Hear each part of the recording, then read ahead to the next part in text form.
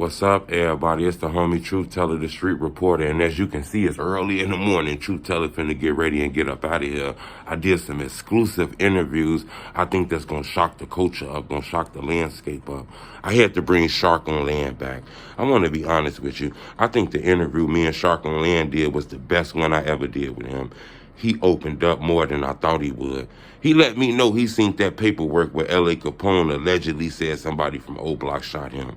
He didn't like that. He spoke against that very strong. He also told me something that shocked me. Remember FBG Duck telling the story of bumping into E-Day at Walmart, and they synced each other, and that's about all he told us.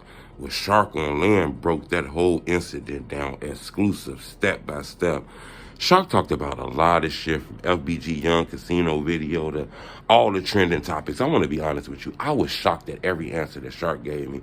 It seemed like Shark had a bite to take, in my opinion. But a lot of people ask me about Kyro. That's what I want to get into.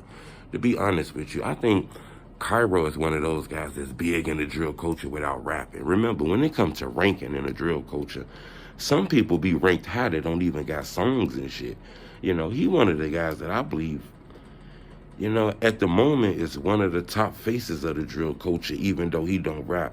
His algorithms are up the gate. He view very well on YouTube and these blog sites. Some of your top interviewer blog sites then contacted him trying to get interviews. It seems like he don't really like interviews. He pick and choose who he want to talk to. You know, I had conversations with him plenty of times. He seemed like a pretty cool dude. One thing I can say about Kyro, that I believe if he started rapping and put that same energy that he put into just being him on the internet, he'll blow up, in my opinion. A lot of people say, man, he's still dissing Bibby them. He dissed Bibby them the other day. I don't think he really dissing Bibby and Lil Herb. I think he said what he said, and he said what he said, and that's over with. I think right now he just marinating. This is swag. He was around those guys. I'm pretty sure he's seen Herb. He's seen Bibby. A lot of Bibby and Herb friends is his cousins, and he related to them and shit. So when you hear him being funny and shit, that's just him. I think those guys done got to a point where they realize he done made a lane for himself in doing shit like this. So when I see him with like Drench Gang and, you know, Lil Wet 'em Up and all kind of shit like that, everybody got smiles on their face. They laughing when they see him, you know. It's like a funny thing. I never felt that to be very violent. That's why it kind of threw us off when EBK Juvie kind of came strong against Herb. Even though I think they got past that too. See, a lot of people don't realize that, you know, these guys are brothers, homies. They knew each other before the fame. So everybody who coming in between those guys, you know, you might be on the outside once they make up. I can clearly see Herb and Kyro and Bibby in the video together. I can clearly see this. You know, I can clearly see them fixing their issues and shit in the future. I don't think this gonna lead to no guns, no bang bang, because he was just saying some shit about Bibby on live, and a lot of people were sending it to me. I think these guys know each other. I think it's fun that they all got notoriety and they got a bag.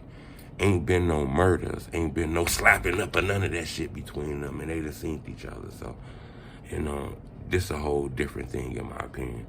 These interviews, you know, capture people's emotions at that moment. You know, sometimes when a brother speak negative of another brother, it ain't to knock him down. Sometimes it's just because you irritated him, though. So I don't think Kyro and Nolimit is beefing. I don't think Nolimit want to kill Kyro. I don't think Kyro want to kill nobody at Nolimit. I don't think he want to hurt G Herbo, and I don't think G Herbo want to hurt him. I think there's some internet shit that everybody know, the whole world watching, so they saucing it up. They sprinkling a little sauce on it, in my opinion. Subscribe to my YouTube channel. It's the homie Truth.